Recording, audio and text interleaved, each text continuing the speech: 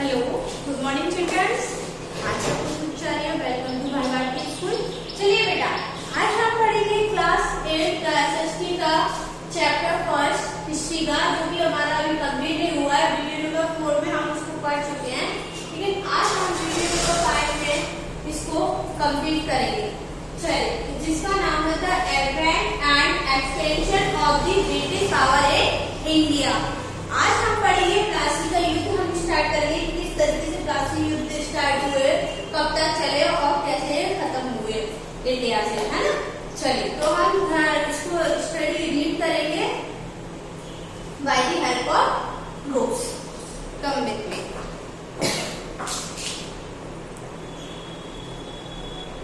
चलिए बेटा, आज हम पढ़ते हैं प्लासी का युद्ध, यानी कि बैटल ऑफ प्लासी। कब स्टार्ट हुआ? 1757 से, with the signing of the treaty Alinagar. और most of the English demands were fully filled, but they wanted to control Bengal.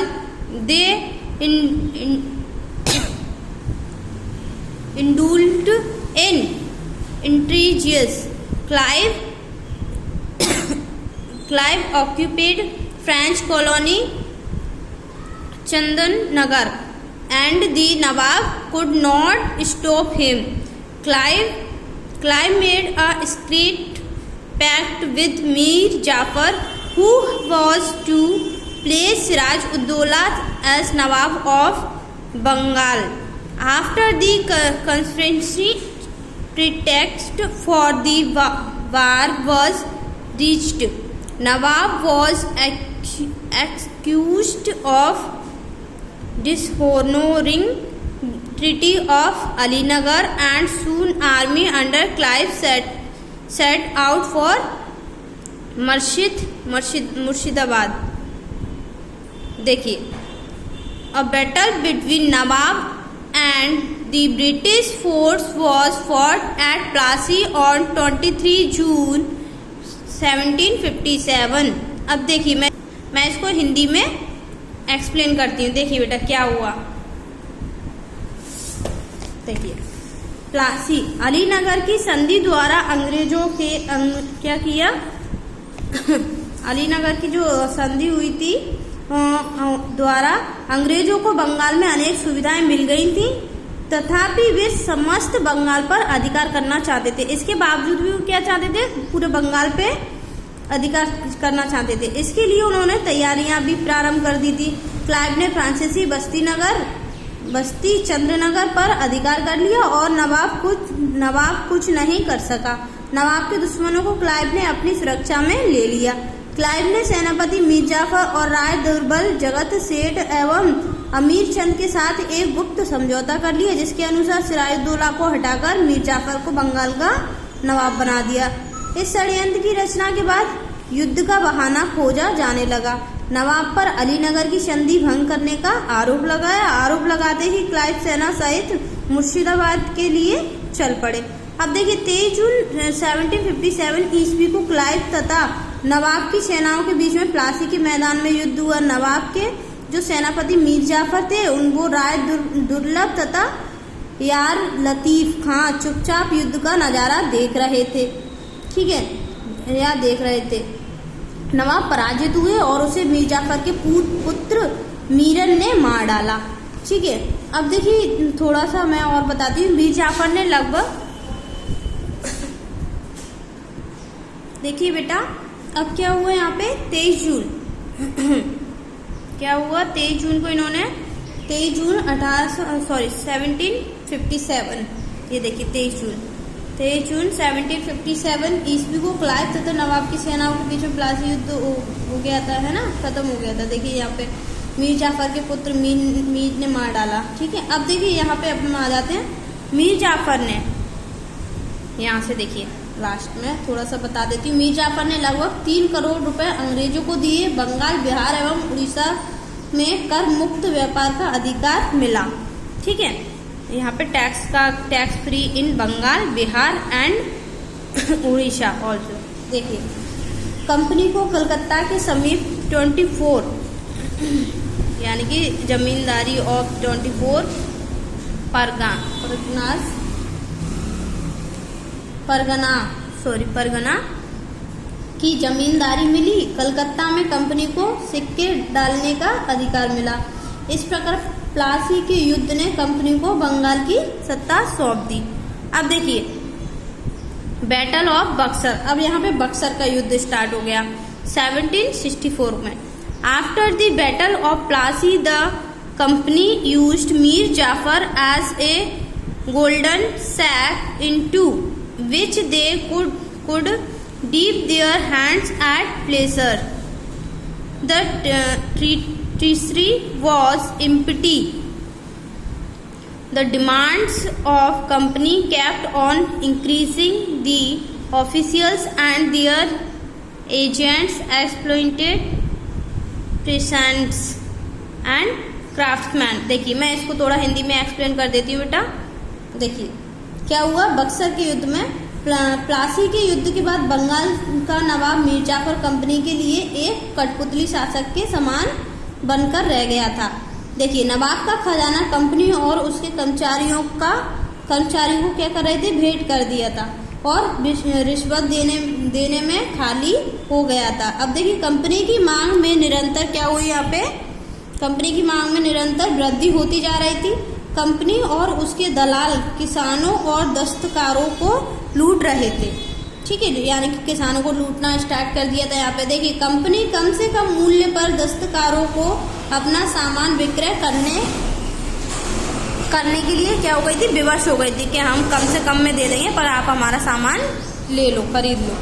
ठीक है, इससे पहले कि नवाब मीर जाफर कोई कठोर निर्णय लेता, कंपनी ने उसे क्या किया, गद्दी से हटाकर उसके दामाद यानी कि मीर कासिम को बंगाल का नया नवाब बना दिया। देखिए अंग्रेजों की षड्यंत्र थी। ठीक है, मीर कासिम कंपनी पर अपनी निर्भरता को कम करना चाहता था। उसने शक्ति संचय करना भी क्या कर दिया था, वहाँ पे प्रारंभ कर दिया था। उसने अंग्रेजों के वफादार अफसरों को नौकरी से हटा दिया, नया सैनिक संगठन खड़ा कर दिया। अब देखिए व्यापारिक चुंगी सभी के लिए समाप्त कर दी थी, जिससे कंपनी को नुकसान हुआ। परिणाम स्वरूप 1763 देखिए यहाँ पर आ गए 1763 में क्या हुआ 73 ईस्वी में नवाब मीर कासिम और कंपनी के मध्य हुए युद्ध में मीर कासिम पराजित हुआ और मीर कासिम भागकर अवध चला गया। अब देखिए यहाँ पे मीर कासिम भी हार गया। अब देखिए मुगल सम्राट और दोनों नवाब युद्ध में पराजित होकर यहाँ पे देखिए हुए 1765 ईस्वी में सिराजुद्दौला तथा शाह आलम ने क्लाइव के साथ संधि कर ली थी। ठीक है, अब देखिए यहाँ पे कुछ संधियां हैं। अवध के नवाब सिराजुद्दौला के साथ इलाहाबाद की संधि। ठीक है, यानी कि treaty with the Nawab of Awadh, Allahabad treaty of Allahabad. देखिए इसमें जो कुछ पॉइंट दिए हुए हैं मैं आपको समझा देती हूँ। फर्स्ट पॉइंट में अवध के नवाब से 50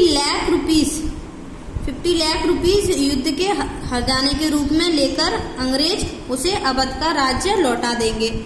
ये संधि हुई।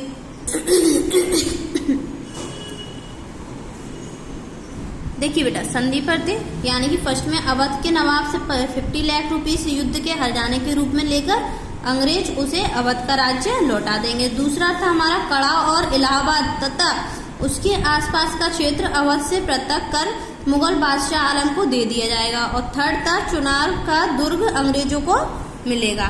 थर्ड वाले पॉइंट में the British were have complete control over Chunar fort. ठीक है, थर्ड भी हो गया। फोर्थ में देखिए अंग्रेजों को अवध की सीमाओं के भीतर बिना कर व्यापार की सुविधा भी मिलेगी। The British were to have right to tax free trade in territory of Awadh. अब देखिए इसके बाद मुगल बादशाह आलम के साथ संधि हुई। ठीक है, ट्रीटी विद मुगल बादशाह। अब इसमें पॉइंट में क्या बोल रहे हैं ये देखिए, अवध से कड़ा व इलाहाबाद तथा उसके आसपास के क्षेत्र लेकर मुगल बादशाह को दिए गए। ठीक है, the Kerala Allahabad and adjoining areas were taken from Nawab of Awadh and handed over to Mughal empire. ठीक है। अब सेकंड पॉइंट में क्या बोल रहा है, अंग्रेजों ने मुगल बादशाह को 26 लाख रुपीस वार्षिक देना स्वीकार कर लिया। The company agree to pay 26 lakh every year to the Mughal empire. ठीक है। अब थर्ड पॉइंट में भी है, इस सहायता के बाद बदले मुगल बादशाह ने 12 अगस्त 1765 को एक फरमान द्वारा अंग्रेजों को बंगाल यानी बिहार और उड़ीसा की दीवानी का अधिकार दे दिया। अब हम पढ़ेंगे explanation east India company in India. देखिए बेटा, इसको मैं आपको थोड़ा हिंदी में एक्सप्लेन कर देती हूँ। After stabilizing their sovereignty over Bengal the British turned. देखिए, इसको मैं हिंदी में कर देती हूँ। बंगाल पर आधिपत्य जमाने के पश्चात अंग्रेज ने दक्षिण की ओर भी दृष्टि डाली। दक्षिण भारत में उस समय मराठे और हैदराबाद का निजाम और मैसूर में हैदर अली, ये 3 प्रमुख सत्ताएं थी। इन तीनों सत्ताओं को एकजुट होने से रोकना यह अंग्रेजों का ध्येय बन गया। यानी कि इन तीनों सत्ताओं को एक साथ होने से रोकना, अगर ये तीनों मिल गई तो अंग्रेजों को उड़ा देंगी। उन्होंने निजाम को मराठे एवं हैदर अली से बचाने का लालच दिखाकर और कुछ प्रादेशिक लाभ देकर अपनी ओर भी मिला लिया। किसको मिला लिया? हैदर अली को लालच देकर। ठीक है, अंग्रेजों ने। अब देखिए, अंग्रेज मैसूर संघर्ष the Anglo Mysore war. The ruler of Mysore were Wodeyar had become weak. अब देखिए, इसको भी मैं हिंदी में, आप रीडिंग कर लेना, हिंदी में एक्सप्लेन कर देती हूँ। जब तक इसको अच्छे से आप रीडिंग कर लीजिएगा बेटा। जो वीडियो को आप भी जूम कर भी देख सकते हैं। अगर आपके पास बुक नहीं है तो इसमें क्लियर दिख रहा है। आप वीडियो को पॉज करिए, फिर जूम करिए और रीडिंग करना स्टार्ट कर दीजिए। देखिए क्या बोल रहे हैं यहाँ पे। मैसूर के वाडियर राजा दुर्बल हो चुके थे। उनके योग्य तथा कुशल सेनानायक हैदर अली ने राजा को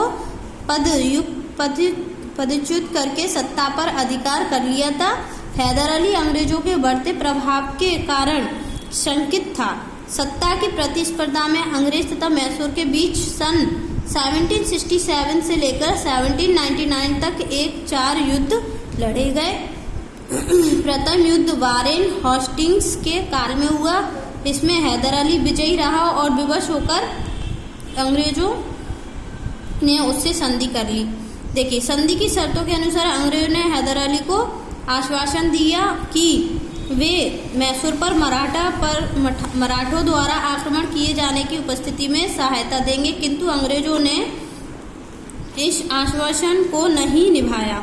ठीक है, अब देखिए, मैं थोड़ा सा और इसको एक्सप्लेन कर देती हूँ। कुछ समय पश्चात टीपू ने एक बार पुनः अपनी शक्ति को सुदृढ़ करने का प्रयत्न शुरू किया। उसने अपने दूत अरब, काबुल, कस्तूनिया, फ्रांस एवं मॉरिशस भेजकर सहायता प्राप्त करने का प्रयास किया। उस समय कंपनी का गवर्नर जनरल लॉर्ड वेलेजली था। अपनी विस्तारवादी नीति के अंतर्गत वेलेजली ने टीपू के विरुद्ध चौथा आंग्ल मैसूर युद्ध छेड़ दिया। अपनी राजधानी की रक्षा करते हुए टीपू वीरगति को प्राप्त हुआ और मैसूर पर अंग्रेजों का कब्जा हो गया। अब देखिए, अंग्रेज मराठा संघर्ष। यहाँ पे द एंग्लो मराठा वार्स, इसको आप रीडिंग कर लीजिएगा बेटा। ठीक है, मैं इसको हिंदी में थोड़ा एक्सप्लेन कर देती हूँ। चलिए, अब मुंबई अंग्रेजों के पश्चिम भारतीय व्यापार का केंद्र था, किंतु उसके आसपास के प्रदेश पर मराठों की सत्ता थी। इस कारण से अंग्रेज वहां अपना अधिकार स्थापित नहीं कर पाए थे। मैसूर के पश्चात केवल मराठों की सत्ता अंग्रेजों के लिए एकमात्र चुनौती थी। अंग्रेज मराठों के आंतरिक मामलों में हस्तक्षेप करने का अवसर ढूंढ रहे थे। क्या ढूंढ रहे थे? वहाँ पे वो अवसर ढूंढ रहे थे कि इनसे किस तरीके से हस्तक्षेप किया जाए। दुर्भाग्य से सन 1761 में अब्दाली के हाथों पानीपत के तृतीय युद्ध में पराजित होने पर मराठों की स्थिति कुछ दुर्बल हो गई थी। इसी समय योग्य पेशवा माधवराव की क्या हो गई थी? मृत्यु हो गई थी।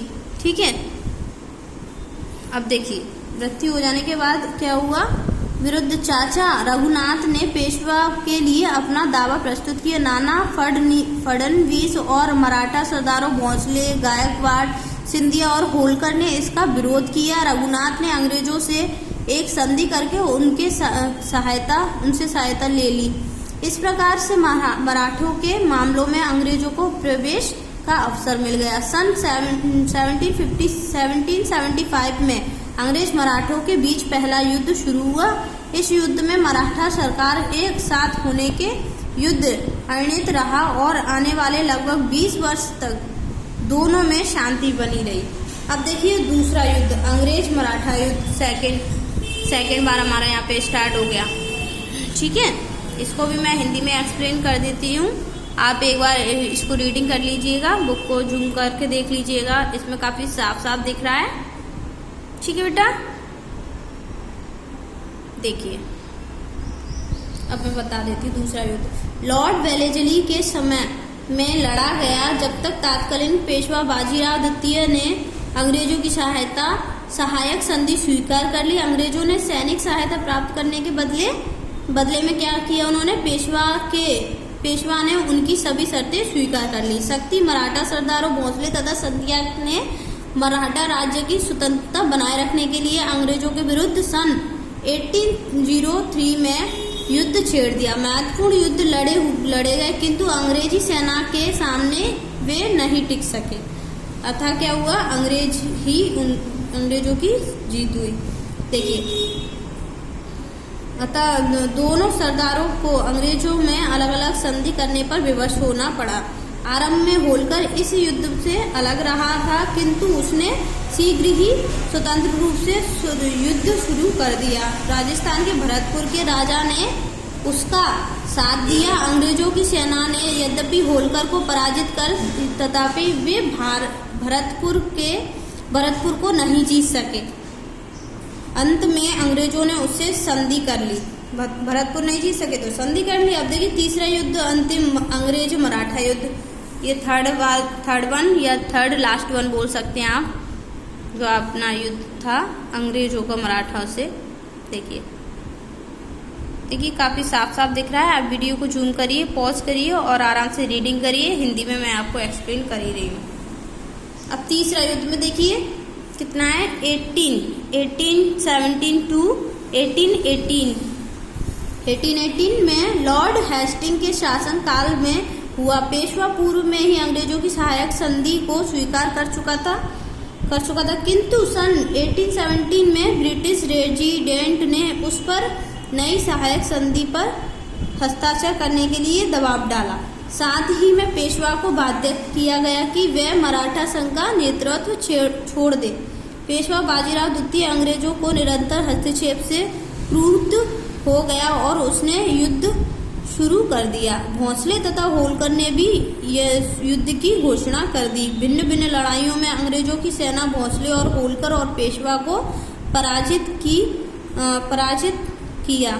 ठीक है, अब पेशवा के राज्य का एक भाग शिवाजी के वंशज को सतारा में दे दिया गया और शेष अंग्रेजी राज्य में मिला लिया गया। अब देखिए अन्य मराठा सरदार जैसे भोसले, होलकर, सिंधिया और गायकवाड़ की राजनीतिक और सैनिक शक्तियों में कटौती करके उनको अंग्रेजों ने संरक्षण में राज्य करने का अधिकार भी मिला। इस प्रकार से मराठा शक्ति को नष्ट करके अंग्रेज भारत के प्रमुख सत्ताधीश बन चुके थे। अब देखिए वेलेजली की सहायक संधि, यहाँ पे अब आ गए। Lord Wellesley was appointed the governor. इसको आप रीडिंग कर लीजिएगा, मैं हिंदी में एक्सप्लेन कर देती हूँ। The general of the Indian 1798 and he started consolidating. देखिए इसको मैं हिंदी में थोड़ा सा एक्सप्लेन कर देती हूँ बेटा।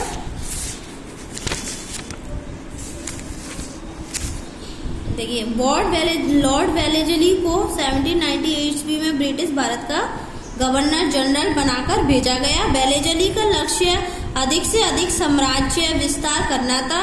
उसका उद्देश्य भारतीय राजे नवाबों को ब्रिटिश झंडे के नीचे लाना था। इसके लिए उसने युद्ध एवं संधि के द्वारा भारतीय राज्यों को कंपनी के साथ जोड़ने का कार्य किया। युद्ध द्वारा मैसूर तथा मराठों को कंपनी के अधीन लाया गया। अब देखिए भारत में ये है Lord Wellesley.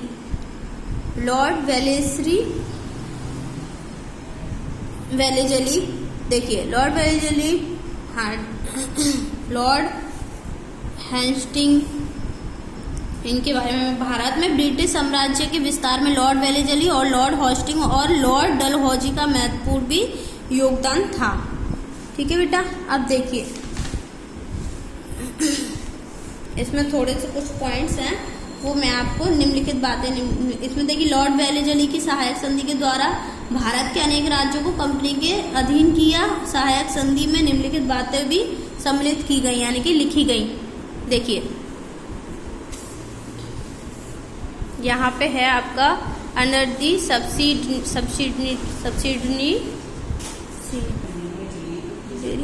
Alien system the rulers of the Indian state was completed to accept the permanent stationing of a British force within his territory। देखिए क्या बोल रहे हैं यहाँ पे, फर्स्ट पॉइंट में सहायक संधि अपनाने वाले भारतीय राज्य को अपनी सुरक्षा के लिए ब्रिटिश सेना की एक टुकड़ी को अपने राज्य की सीमाओं में रखना था। ब्रिटिश सेकंड पॉइंट में बोल रहे हैं द रूलर हैड टू पे फिक्स्ड अमाउंट फॉर। देखिए ब्रिटिश सेना के खर्च के लिए संधि स्वीकार करने वाले राज्य को एक निश्चित धन राशि अथवा अपने राज्य का एक भूभाग कंपनी को देना होता था। भारतीय थर्ड पॉइंट में क्या बोल रहे हैं, the Indian rulers had to keep at his court. देखिए क्या बोल रहे हैं इसमें, ये भारतीय शासक को अपने दरबार में एक अंग्रेज अफसर को भी रखना होता था जो भारतीय शासक के कार्यों में हस्तक्षेप किया करता था। ठीक है, अब देखिए अब हम पढ़ते हैं यहाँ पे एप्लेशन अंडर लॉर्ड हेस्टिंग्स। देखिए लॉर्ड हेस्टिंग के बारे में मैं यहाँ पे आपको बता दूं, लॉर्ड हेस्टिंग 1813 जनरल इन 1813 में आए थे। देखिए लॉर्ड हेस्टिंग 1813 ईस्वी में गवर्नर जनरल बनकर भारत आया और वह 1823 तक इस पद पर रहा। उसने नेपाल के साथ युद्ध करके उसे सुगोली की संधि करने के लिए मजबूर किया। मराठों को अंतिम रूप से पराजित कर उसने मराठा संघ को भी भंग कर दिया। किसने, लॉर्ड हेस्टिंग ने। अब देखिए लॉर्ड डलहौजी की विलय नीति। अब देखिए लॉर्ड डलहौजी आ गए यहाँ पे, इनकी भी थोड़ी सी यहाँ पे है। देखिए लॉर्ड डलहौजी ने क्या किया यहाँ पे, भारतीय राज्य को प्रत्यक्ष रूप से कंपनी के अधीन करने के लिए गवर्नर जनरल लॉर्ड डलहौजी ने विलय नीति, हड़प नीति का अनुसरण किया। सर्वप्रथम उसने भारतीय राजाओं द्वारा दत्तक पुत्र लेने की प्रथा पर रोक लगा दी। जो शासक बिना पुत्र के मर गए उनके राज्यों को ब्रिटिश साम्राज्य विस्तृत राज्यों को युद्ध द्वारा देखिए ब्रिटिश साम्राज्य का अंग बना लिया गया।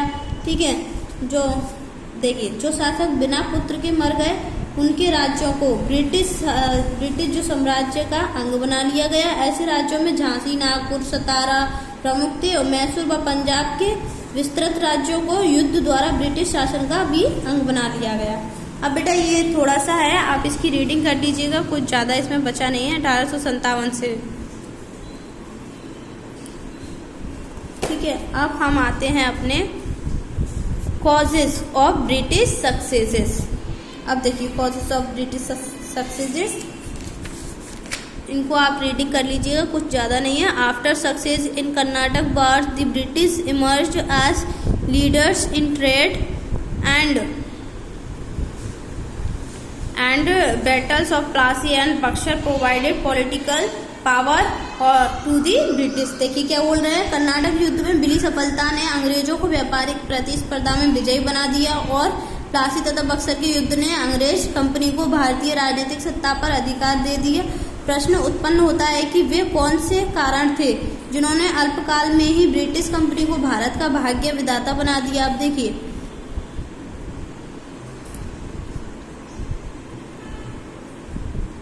ब्रिटिश कंपनी ने न केवल व्यापारिक प्रतिस्पर्धा में फ्रांसीसी, पुर्तगाली व डच कंपनी को अपने रास्ते से हटाया, वरन भारत की राजनीतिक सत्ता को प्राप्त करने का मार्ग साफ कर लिया। उन्होंने प्लासी युद्ध और बक्सर के युद्धों में विजय प्राप्त करके बंगाल, बिहार, उड़ीसा, अवध के नवाब तथा मुगल साम्राज्य शाह आलम द्वितीय को अपने आश्रित कर लिया था। अब देखिए बेटा, इसकी आप रीडिंग कर लीजिएगा, ठीक है, और इसमें कुछ बताया नहीं है। अब आप अच्छे से रीडिंग करने के बाद ये चैप्टर आपका फिनिश हो चुका है, ठीक है। अब हम नेक्स्ट वीडियो में मिलेंगे चैप्टर नंबर 2। जब तक घर पे रहिए, सेफ रहिए।